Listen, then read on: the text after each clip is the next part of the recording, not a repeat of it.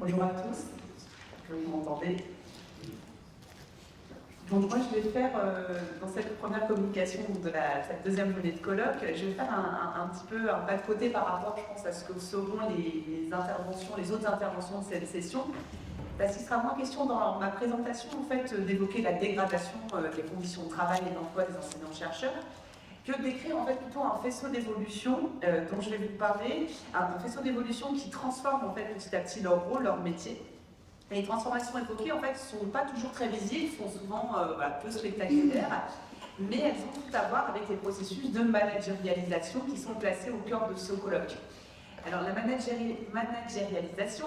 je l'aborderai en m'intéressant à la fois donc, à l'organisation universitaire dans laquelle se déploie l'enseignement, et également à travers les formes et les contenus d'enseignement. Et je montrerai la manière, à travers le cas de l'éducation à l'entrepreneuriat, je vais revenir aux manières justement selon lesquelles les catégories du management s'invitent dans les enseignements universitaires. À travers le prisme à la fois de l'organisation universitaire, j'y reviendrai à la fois vraiment par rapport au contenu et aux formes pédagogiques. Donc, je m'appuierai sur les travaux que j'ai menés sur l'éducation à l'entrepreneuriat, de l'enseignement supérieur, et je vous propose de vous montrer en fait ce que l'introduction de ce type d'enseignement fait de manière paradigmatique au métier d'enseignant-chercheur, c'est-à-dire à la fois comment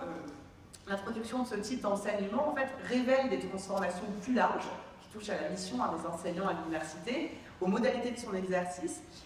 et comment aussi elle contribue à les faire advenir. C'est vraiment cette idée-là que je développe dans mes travaux, des transformations qui révèlent des transformations plus larges en cours et qui contribuent à les faire advenir.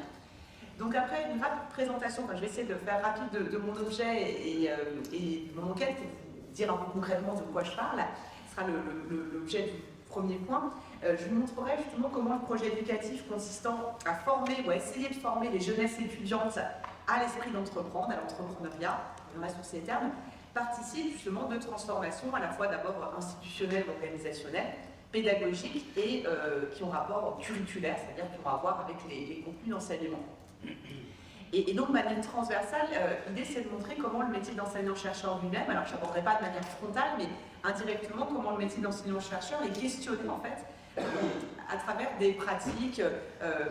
tant les pratiques et l'éthos qu'ils font finalement sont remis en question par d'autres manières d'enseigner qui sont façonnées en référence au monde de l'entreprise.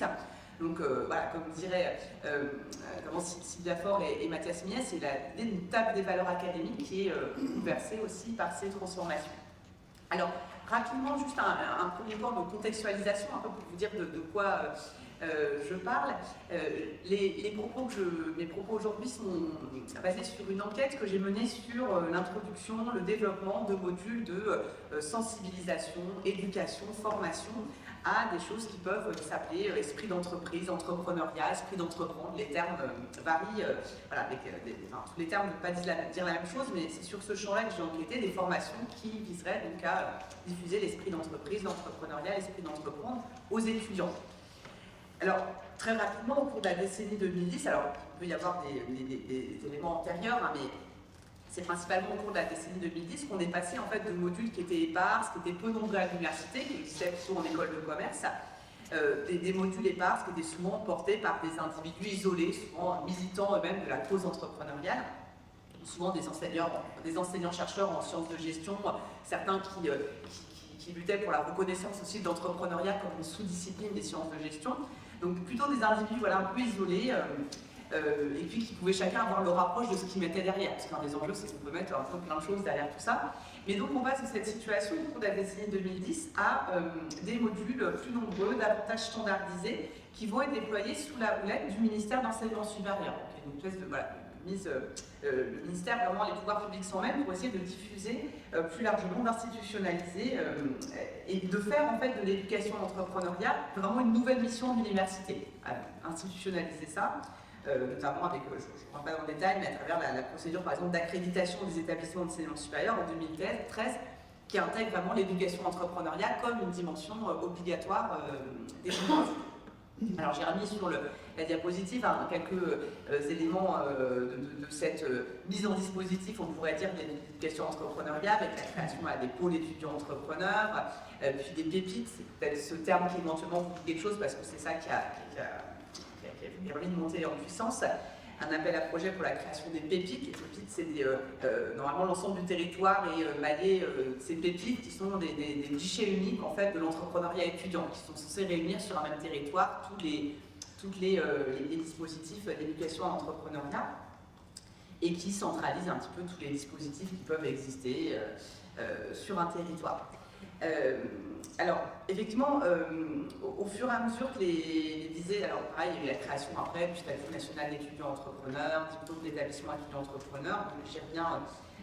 pas totalement. Et ce qui est quand même intéressant de souligner, c'est qu'au départ, au début des années de la décennie 2010, quand ces dispositifs sont déployés, il y a encore beaucoup la référence à l'idée de former des créateurs d'entreprises, donc de contribuer à l'innovation, régénérer le tissu productif, etc. Et on a quand même un glissement de plus en plus important vers l'idée d'une sensibilisation plus soft, plus molle, à des compétences justement qui concerneraient l'ensemble de la jeunesse. Donc, on glisse petit à petit de l'entrepreneuriat vers l'esprit d'entreprendre, avec quelque chose qui relèverait de compétences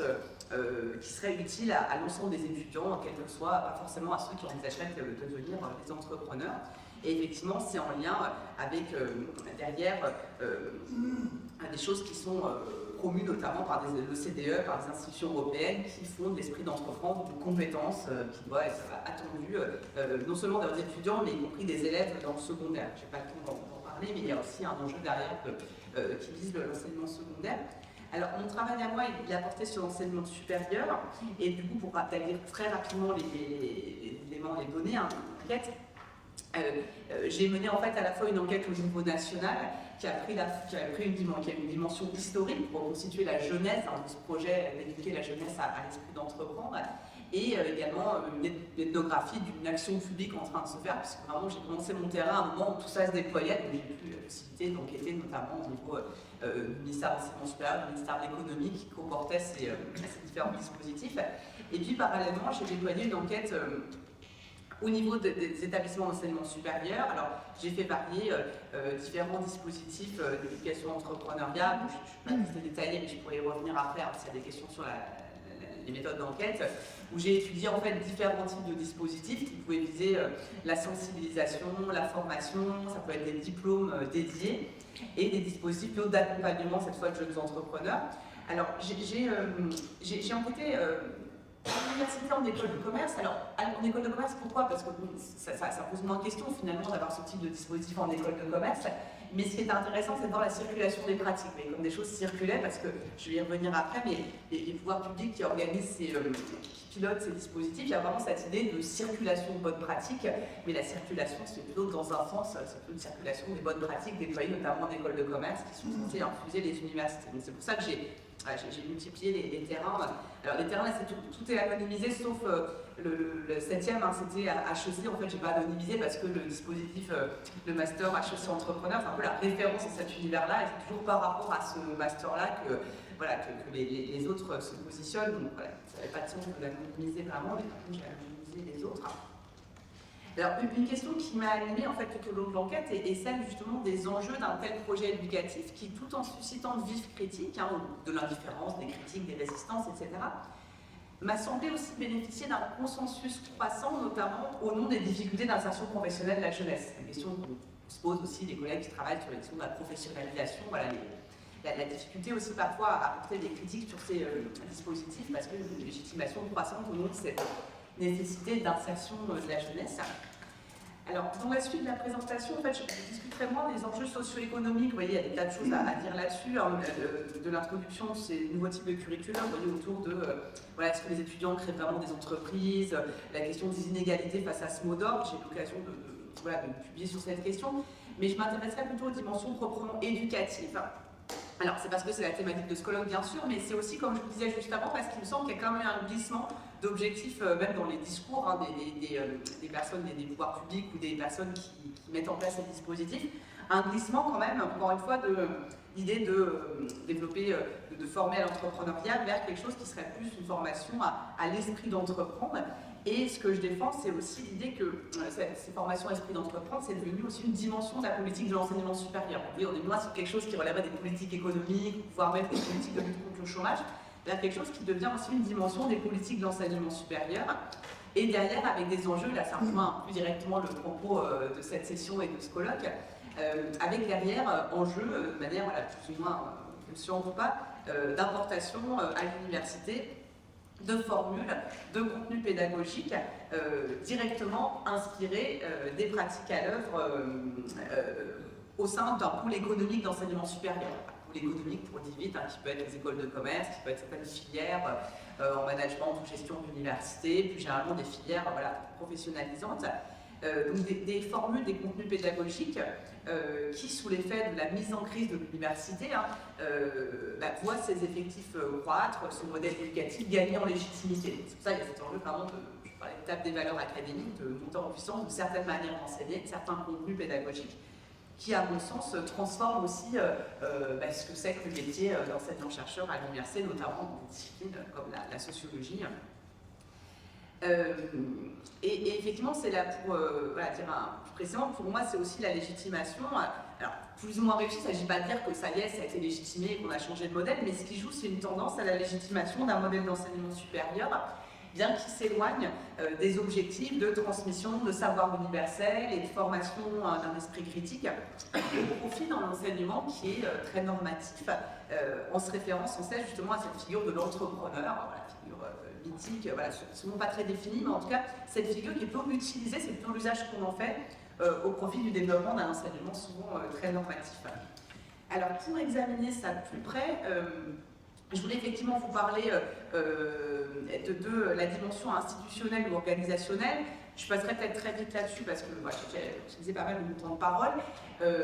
Après, j'évoquerai peut-être, c'est plus intéressant encore, la dimension pédagogique puis la dimension curriculaire. Alors, assez rapidement, j'ai mis l'extrait d'entretien, mais c'était pour donner un peu de chair à tout ça. Ce que je voulais évoquer, c'était à la fois effectivement ce qui étaient les objectifs en fait au niveau de l'enquête que j'ai menée au sein des ministères, à la fois le ministère de l'enseignement supérieur, le ministère de l'économie, avec le secrétariat d'État aux petites et moyennes entreprises qui était impliqué dans cette affaire. La suite notamment, l'implication du ministère de l'économie, c'était un peu la suite de la création du régime de l'auto-entrepreneur. En 2008, on crée le régime de l'auto-entrepreneur et cette idée qu'il faut une dimension, il faut adosser ça aussi à quelque chose d'éducatif. Il faut aussi, pour que la population se saisisse d'un régime comme ça, il faut aussi sensibiliser la jeunesse à l'esprit d'entreprendre. C'était un peu ça le sens de l'implication du secrétariat d'État aux petites et moyennes entreprises. Et donc, avec du côté du secrétaire d'État aux petites et moyennes entreprises, j'ai mis cette citation parce qu'on dit les choses de manière plus directe qu'au ministère de l'enseignement supérieur. Les formules sont plus enrobées. Là, on dit les choses de manière très cash. C'était assez extrême. On a rarement des choses comme ça, mais en disant l'entrepreneuriat, c'est le cheval de Troie qui permet d'introduire en douceur un certain nombre de réformes en enseignement supérieur. C'est juste une citation, ça ne veut pas dire que c'est l'analyse qu'on peut en faire forcément de manière assez caricaturale, mais c'était quand même intéressant de le mettre. Donc il y avait effectivement du côté des pouvoirs publics, dans les entretiens que j'ai menés, ça ressortait assez clairement, en tout cas de dire, sans le dire forcément de manière aussi caricaturale, mais de dire que des appels, la création des pépites, notamment à travers les appels à projets, il y avait cet enjeu de contribuer, c'était une petite goutte d'eau pour développer des choses comme, qu'on connaît tous, le renforcement de l'autonomie des universités, la coopération entre institutions d'enseignement supérieur, notamment dans les institutions privées, la coopération avec les acteurs économiques du territoire, et puis également des choses de type recours à des financements privés, valorisation économique de la recherche, en lien notamment avec une loi de 99 qui avait déjà essayé de tenter d'inciter les enseignants-chercheurs à devenir entrepreneurs. Donc voilà, il y avait cette dimension, l'idée qu'à travers ce petit truc, le former des étudiants entrepreneurs, ces pépites, c'était aussi contribuer à, c'est pas les pépites tout seuls qui allaient faire ça, mais contribuer à des réformes plus globales. Et puis, peut-être, cette manière de transformer l'université, je trouve ça aussi intéressant, elle est caractéristique justement de certaines modalités contemporaines de la réforme de l'action publique, c'est-à-dire c'est moins par l'imposition verticale de normes que justement l'inflexion progressive des pratiques à travers l'imposition de nouveaux instruments de gestion, de type des appels à projets. C'est des choses qui passent beaucoup par les appels à projets, des financements qui sont donnés pour des projets qui comprendraient l'entrepreneuriat, et donc du côté des établissements, parfois une contrainte à aller vers ce type de projet pour obtenir des financements. C'est aussi assez paradigmatique de transformation de l'action publique. Alors évidemment, du côté, j'avais l'autre citation que j'avais mise, c'était du côté là, des enseignants et des personnels administratifs qui se font le relais de ces dispositifs sur le terrain. Effectivement, on passait d'un moment, je vous disais, à vos années 2000, où c'était plutôt l'idée de... Il y avait des entrepreneurs de cause, hein, des gens qui étaient là, on est plutôt sur l'idée, c'est piloté au niveau politique publique, donc on a des gens qui se font les relais de ces politiques publiques. Donc ça peut être effectivement certains enseignants, enseignants-chercheurs, des personnels administratifs qui peuvent travailler dans au niveau de l'insertion des étudiants, etc. Et là, j'avais pareil un extrait, j'irai plus vite, mais d'un maître de conférence en STAPS qui mène des recherches sur l'entrepreneuriat, le secteur sportif, voilà, qui allait assez loin, lui aussi, alors tous ne racontent pas ça, hein, mais avec cette idée justement qu'à travers les VEPIT, on pouvait inventer un nouveau modèle avec des financements privés, et de fonctionner comme une entreprise aussi. Dire si on est crédible, si on veut former des étudiants en entrepreneuriat, il faut déjà fonctionner de manière organisationnelle comme une entreprise. Et donc j'ai mis un article dans lequel on avait développé avec Hélène Steven justement cette question des passeurs, enfin qui sont justement les passeurs d'entrepreneuriat à l'université. On avait proposé une sociologie à la fois d'enseignants, enseignants-chercheurs et personnels administratifs, professionnels aussi et du secteur privé, qui sont les passeurs de tout ça. Donc j'évoquerai très rapidement les deux derniers points, l'esprit d'entreprendre comme formule pédagogique. Donc je dirais juste deux mots, hein, avec cet enjeu de dire que ce qui joue, c'est aussi effectivement des transformations pédagogiques. Alors, je dirais peut-être simplement une idée dans le peu de temps qui me reste, mais de choses qu'on a déjà repérées pour d'autres domaines. En fait, les collègues qui font des recherches sur l'approche du développement, l'approche par compétences, montrer qu'il y a aussi tout ça se développe aussi à base d'alliances entre des militants qui peuvent être, des enseignants ou des personnes administratives qui peuvent être militantes de réformes pédagogiques, donc des alliances entre des progressistes, on pourrait dire d'un point de vue pédagogique, et des personnes qui cherchent plutôt à développer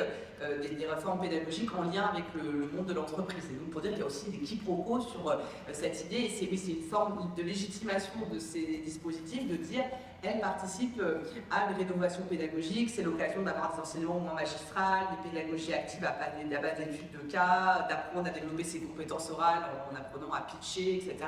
Enfin, un tas de choses qui peuvent, ce que je veux dire simplement, qui peuvent finalement contribuer à légitimer ce type de dispositif en disant on sort, voilà, comme dit l'entretien qui change de mission, on sort du cours à la papa, magistral, voilà, ennuyeux, et on passe vers des choses beaucoup plus ludiques, beaucoup plus... et voilà, je n'ai pas le temps de développer, mais cette projet du ludique et du sympa peut être une manière assez forte de légitimer ces nouvelles formules pédagogiques. Et donc, dernier point que je voulais traiter, l'esprit d'entreprendre comme curriculum, donc évoquer le fond les contenus. Pour résumer tout ce que je pensais vous dire, j'avais peut-être ambitieux pour 20 minutes, c'était effectivement dire que quelque chose qui est assez fort, qui est sorti de mon enquête, c'était une forme de dévalorisation des savoirs théoriques disciplinaires et peut-être même des savoirs tout court, avec effectivement la montée au profit de savoir-faire, encore les savoir-faire, voilà, les savoir-faire plutôt liés à la gestion, au management, et encore, ils n'ont pas une place si importante, mais des enseignements qui privilégient des savoir-être, ce qu'on appelle aussi des soft skills, sur des qualités comportementales. Et c'est là où effectivement, il me semble qu'il y a une forme de plus force idéologique en légitimant ces dispositifs, en considérant qu'ils peuvent permettre de développer des compétences morales, comportementales autour de la motivation, de la prise d'initiative, de la créativité, de l'esprit d'équipe. Et cette idée que voilà, qui ont un peu un coup de force, c'est d'associer ces caractéristiques que personne ne peut vraiment critiquer, hein, voilà, à la figure de l'entrepreneur. L'entrepreneur, elle a le monopole de la créativité, de l'initiative, etc. Et donc d'utiliser cette figure d'entrepreneur pour développer des compétences, des savoir-être. Et puis cette idée effectivement on est finalement, à travers ce développement de savoir-être, il y a quand même un basculement qui se fait avec finalement une nouvelle forme, des enseignements très normatifs. Alors, on peut dire que l'école, l'université a toujours une dimension même si on n'appelait pas ça comme ça, il y a toujours une dimension morale, de savoir-être qui était inscrite dans le curriculum, qu'on appelle parfois le curriculum caché. Hein. L'école n'a jamais transmis pas que des savoirs précis, mais il me semble là que le changement, c'est que ces savoir-être, c'est vraiment affirmé. En fait, c'est pas quelque chose qui serait un peu voilà, par la bande, c'est vraiment affirmé. Et ces savoir-être, c'est encore ce qui pose quand même, à mon avis, problème. Lucie Tanguy, qui a travaillé aussi sur l'esprit d'entreprise en secondaire, parle même d'une forme d'entorse au principe de laïcité, dans le sens où c'est des savoir-être qui sont officiellement définis par rapport aux valeurs, aux normes en vigueur dans le monde de l'entreprise. Donc il y a une forme de neutralité qui pose quand même problème par rapport à ces savoir-être qui sont valorisés, qui sont de référence à la manière dont on doit se comporter dans le monde de l'entreprise, effectivement en lien avec cette notion d'employabilité notamment. Voilà, je vais juste terminer, j'avais quelques éléments, parce que j'avais trouvé que les enseignants, les étudiants eux-mêmes, qui pouvaient être, il y a plus, je serai le dernier mot de la fin, les étudiants eux-mêmes, je trouvais ça intéressant, ils étaient à la fois parfois très, ceux qui s'inscrivaient dans ce genre de dispositif, très intéressés par le côté justement pédagogie innovant, quelque chose de ludique, qui change un peu de l'ordinaire, etc. Mais parfois certains étaient très déçus justement par le manque de savoir et de savoir-faire, et le manque de contenu finalement, de choses très molles, qui renvoyaient à des formes de parfois simplement de presque qui renvoyaient à des formes de développement personnel. Donc il y avait aussi une déception d'une partie des étudiants, même ceux qui étaient les plus motivés, les plus intéressés, et qui renvoient aussi voilà, à justement, peut-être ça peut être notre conclusion, ça questionne aussi l'idée de professionnalisation qui serait associée à ces modules, puisque finalement il y a quand même l'impression qu'il y a assez peu notamment de savoir-faire, de savoir concret, et donc dans quelle mesure on a affaire à quelque chose qui relèverait de la professionnalisation, si vraiment il n'y a pas de la professionnalisation. Pour moi il y a l'idée d'apprentissage d'une profession, de formation à un métier, et là on voit qu'on n'est pas vraiment sur ce registre-là, on est sur quelque chose de beaucoup plus idéologique ou normatif. Voilà, je vous remercie de votre attention et j'espère que je ne suis pas allée trop vite.